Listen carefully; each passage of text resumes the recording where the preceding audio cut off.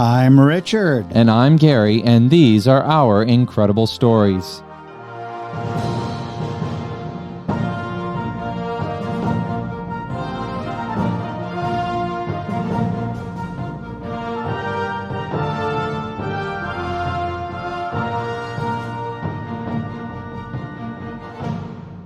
Hello to all of you out there listening today, to all of our friends here and across the seas. We appreciate you joining us again for another incredible story. And today is definitely, I think, one of the most incredible stories that we will be telling. It is about a man who was part of a mission that would forever change the world as we know it. And that man's name was Bob Caron. Now, Dad, can you tell us why Bob Caron was part of something that was so monumental that it would change the what we consider modern-day warfare forever? Yes, his actual name was George Caron. He liked to be called Bob, Gary. And I can't remember how I first came across him, but it had to be when you were really small, back in the either late 80s or early 90s. Well, it would have been the 90s, because I remember specifically when you contacted him, we were living in Alamogordo, and I was in the third grade. Yeah, and one of the reasons that I contacted Bob in the first place was I enjoyed collecting autographs, and I thought, well, this might be a hobby that I could pass on to my son, you. And so I contacted Bob and asked for an autograph, and out of that request, a friendship grew and developed, and we were in close contact for a number of years until he eventually passed away. He was living with his family in Denver at the time, and we were not that far away. We were living in Alamogordo, New Mexico. But for our listeners, what does this have to do with history? Well, Bob was the tail gunner on the Enola Gay for the atomic mission over Hiroshima. Mm-hmm. So that is extremely important, extremely historical. He was one of the most widely publicized photos of the crew. If you've seen a photo of them kneeling in front of the aircraft, Bob's the one in front who wears the Brooklyn Dodgers baseball cap, so you can't miss him. Mm-hmm. So he was the tail gunner on the Enola Gay, and he told me he hoped that no one in the future would ever witness what he had seen from the tail of the Enola Gay. I can only imagine what that must have looked like to him. I've seen footage of the atomic bomb being tested. I have seen black and white news footage from when the two bombs were dropped, and I honestly could never imagine how emotional that would be, or what kind of a sight that would be to be sitting in the little spot at the back of an airplane where you would fire the machine gun and watch that go off and realize what has just happened to thousands, hundreds of thousands of people on the ground. Yeah, and we've got combat footage that from the camera that was mounted in the rear of the plane, but that only gives us a slight sense of what he must have actually witnessed in person. And then about the time he was witnessing it, a shock wave came along that just shook the plane no end. And so he was in a very unique seat, a very unique place in American military history. Now, as I said, he hoped that no one in the future would ever witness what he had seen. And it kind of goes along with a quotation I'm aware of from a Civil War general named General William Tecumseh Sherman. He said, "War is cruelty, and you cannot refine it." And so there's no doubt that what was done had to be done to save American lives, to bring a war to an end, but innocent lives were sacrificed in the process, of course. Well, and let's be honest, nobody really understood how great of an impact this would have on the world as far as what this bomb could do. And it really put a lot of fear into people that there was a new age coming, and the the products of war were changing and could be far more devastating than any bullet. Right. And this was only 4 years after the Japanese had initiated their surprise attack on Pearl Harbor, killing thousands of our servicemen there in Pearl Harbor, Hawaii in 1941. And the Japanese at that time were very fanatical. They would fight to the last man. They wouldn't surrender for the emperor. And so consequently, we knew that if we didn't have some kind of weapon employed, such as the atomic bomb, which we developed, that thousands and thousands more American lives would be lost before the war would finally be brought to an end. So that's Bob's place in history, and we were living at the time in a place that he was very familiar with also, Roswell, New Mexico. That's right. And we'll actually have another story down the road about Roswell, which I'm sure many people who are listening are more than aware of. Yeah, that's the UFO crash at Roswell. Yeah, back in 1947. And so, in fact, the Army Air Force Base where Bob worked became the center of activity for the UFO crash. They brought the bodies of the aliens supposedly over to that Army base. But that's a story for another time. Let's suffice it to say, we're familiar with the place. At the time we were there, it was no longer an Army Air Force Base. It was the campus of the Eastern New Mexico University, Roswell. Right. But it was also a private municipal airport. So anybody who wanted to fly in and out could fly in with their planes. And I think they had like a few commuter flights that would go out of there. Yeah. Well, it was in Roswell, Gary, that on November 20th, 1945, that's where Bob received his discharge from the military. Oh, really? Yeah, his wife, Kay, had driven to Roswell from Dodge City, Kansas to pick him up. And when she saw how skinny he was, he was only 115 pounds at the time. Holy cow, he must have been a toothpick. Ooh. She told him not to worry because her mother's home cooking, especially the fried chicken, would fatten him back up. Now, I can understand why you have to be skinny to ride in one of those airplanes. Do you recall an incident in which that came to mind? Oh, I do. And that was in Roswell as well. I remember they had brought in a bomber. It was definitely one of the old World War II bombers. One of the old World War II bombers. It was not one of the larger ones, not the kind that would have held the atomic bomb. It was a smaller bomber, and it had all of the parts to it. Though it had the tail gunner's seat, it had the area for the radio, whatever the radio guy's called, and then the seats for the pilot and the guns on the side, and then of course the bomb bay where they would drop the smaller bombs when they were targeting specific areas. And I'll never forget that trip because of what happened when we got to the plane. You could pay, I think it was $5 a person. And go on the plane. And you had to go in through the bottom of the airplane, had to climb up a ladder, and then there was a small little crawl space that you would then go up through to get to the cockpit and where all of the other stuff was, the radio operator. And I got through with no problem. Of course, I was in the 5th grade, so I was small, and so it was no different than going on playground equipment. But I remember at that time, you were a little bit heavier than you are now, and not as physically fit as you are now. And I remember that you had gotten wedged in the first opening of the plane, and it had created a bit of a situation that took the better part of, I don't want to say it was 15 minutes, but maybe at least 7 or 8 minutes of struggling to get through that little port. But once you got through, you were in the plane, and you were able to go through it with relatively no problem until we got to the bomb bay, where they have this little narrow catwalk that has ropes on either side to keep your balance.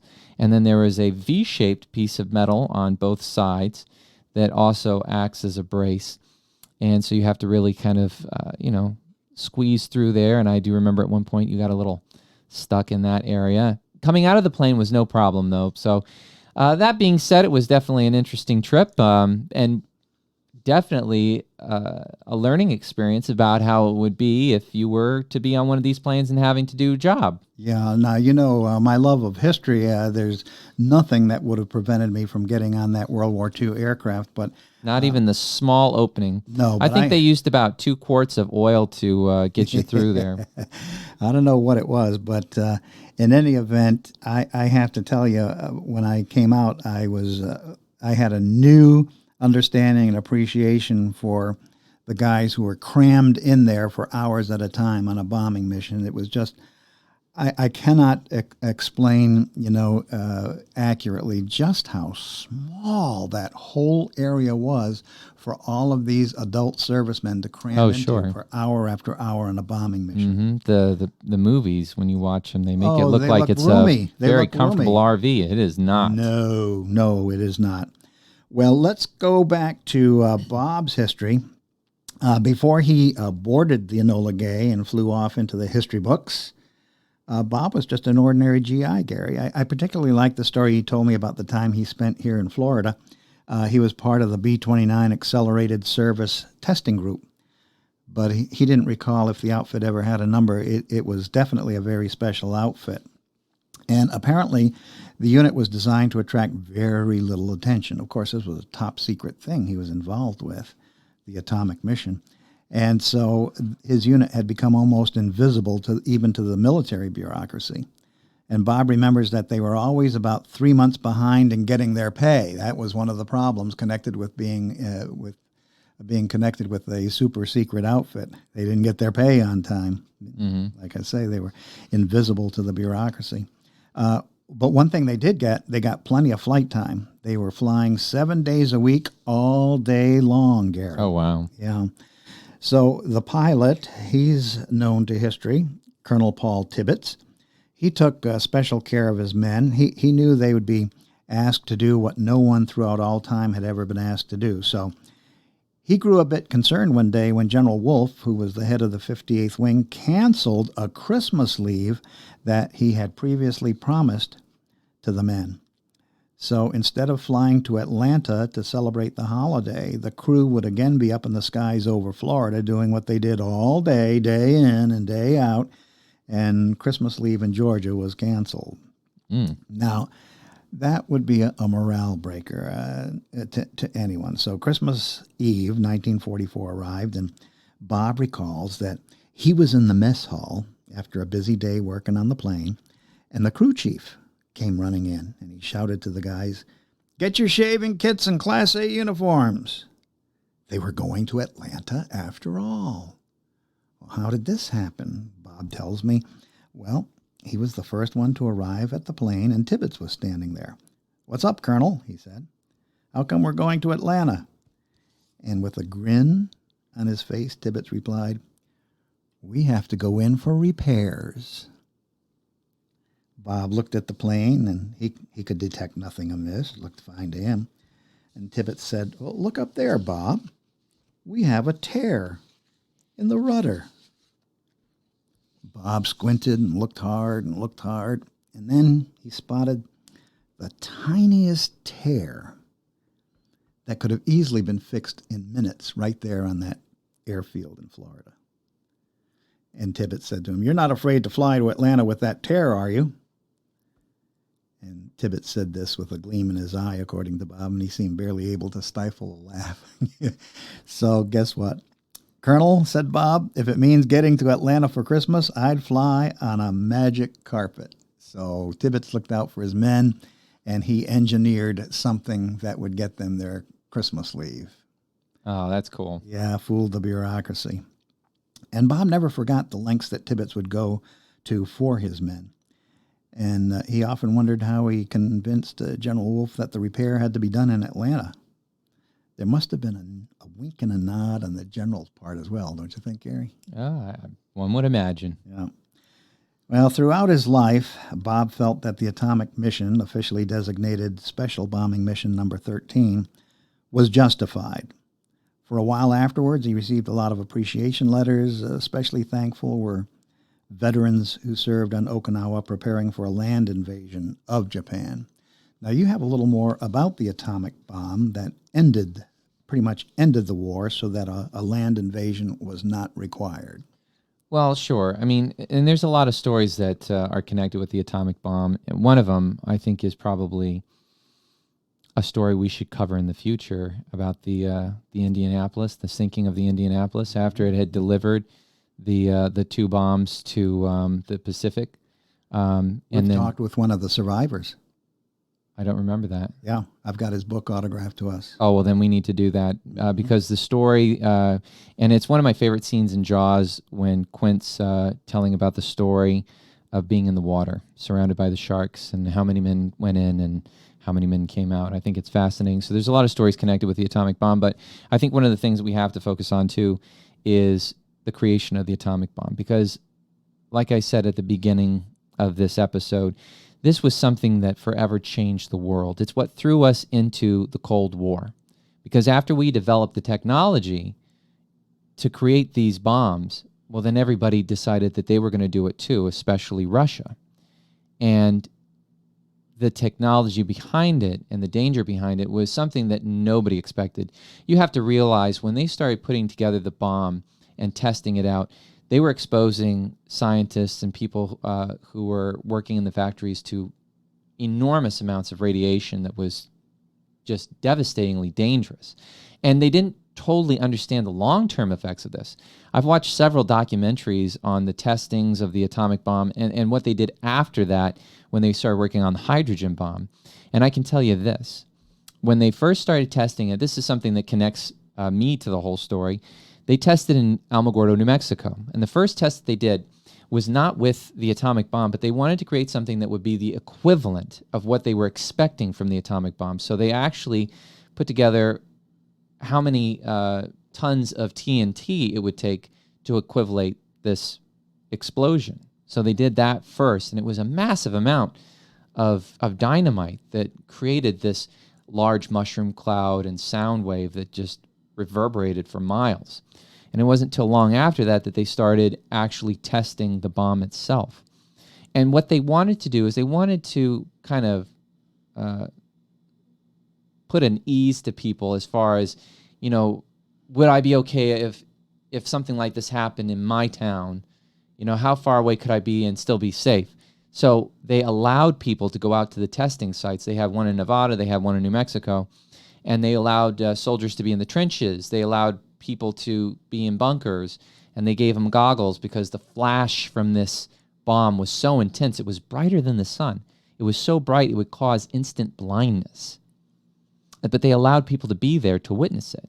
Now, the long-term effects, of course, when it went off, and people were a distance away to not be, incinerated, years later, people developed cancer from it. People who worked in the factories developed cancer from being around it. So it was a very big deal.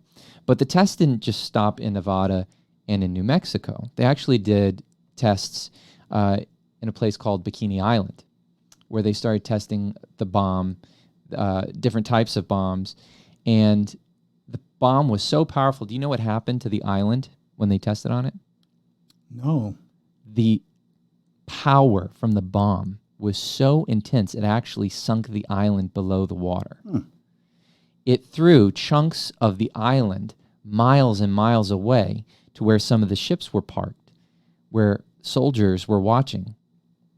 Some of them actually picked up pieces of the rock and put it in their pocket. And what do you think happened later on down the road? See, this was something that nobody had anticipated, how powerful it would be.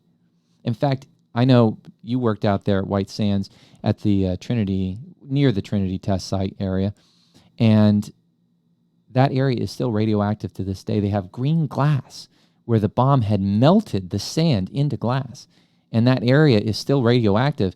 There are certain times of the year, I believe they do tours out there, right? Yeah, they only allow this is the Park Service that administers the place, the National Park Service, and they only allow tours once or twice a year. I'm not sure whether it's twice a year or just once a year, but before they open it up, too, they have Geiger counters to test the radiation level. And there is still some residual radiation there. Exactly. You're right. You've never seen anything like it. This whole ground turned to green glass. Exactly. And I might add that not far from there, a lot of the the atomic scientists were working in Los Alamos. Los Alamos, yes. And Los Alamos, for a while, had the highest incidence of brain cancer anywhere in the United States. Because they didn't understand. I mean, we were really in the early days of experimentation, and one of the things I found was absolutely shocking. They didn't just do tests in the sea and on land. They actually did atmospheric tests. There were a few occasions where they actually took bombs and they strapped them to weather balloons and brought them up in the atmosphere and detonated them. And it caused a lot of problems. One of the major things that came out of it was EMF, electromagnetic fields, which actually knocked out a lot of electronics, radios, all sorts of TV signals. I mean, like all sorts of different stuff. Some of this was done late 40s, early 50s when we started getting into having televisions. But there were certain areas where, I mean, like power was knocked out. It was intense. They started learning the capabilities of what this, was possible with this. So, and then that kind of brought us into later years. And I'm sure you remember growing up in the 50s and 60s, the little turtle telling you to duck and cover. Oh, the little turtle that was in all of those little 16 millimeter films that they showed at school. But I mean, think about it. With this kind of power, this level of destruction, you couldn't give people the honest truth of what would actually happen. The only people who really knew what this bomb was capable of were the people making it and the people who experienced it. And I know there are places in Hiroshima and Nagasaki where they still have the shadows of the people who were standing on the sidewalk burned into the buildings permanently. It's just, you can see their silhouettes like a photograph, a frozen moment in time. So, I mean, even Robert Oppenheimer, the man who was one of the key architects of creating the bomb, was quoted as saying, "Now I am become death, the destroyer of worlds." And I think what he meant by saying this, he realized what he had done, what this weapon was capable of doing. And I don't believe it was a sense of pride when he made that quote. It was a sense of realization of what had been created and what it was capable of. I will say this, that after Vietnam, a lot of folks in this country were beginning to question everything connected with the country's military history. Nothing was sacred. And Bob didn't feel comfortable about speaking in public about the atomic mission when I knew him. And that's kind of a shame, because he was an actor, a major actor in history. And because of that, and I feel an entire generation of students was really deprived of an eyewitness account of a very important event. However, I will say this, shortly before Bob died, he did co-author a book, and I'm going to give everyone the title in case some of our listeners would like to follow up on more details of what we're talking about this evening. Bob's book, Bob Caron's book, is Fire of a Thousand Suns. Fire of a Thousand Suns.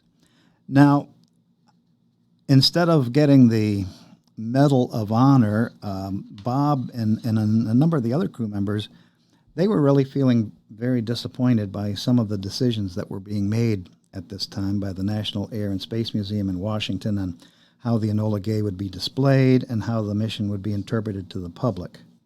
It was a time when things had completely changed in the world. The bad guys were now on our side, also wearing the white hats.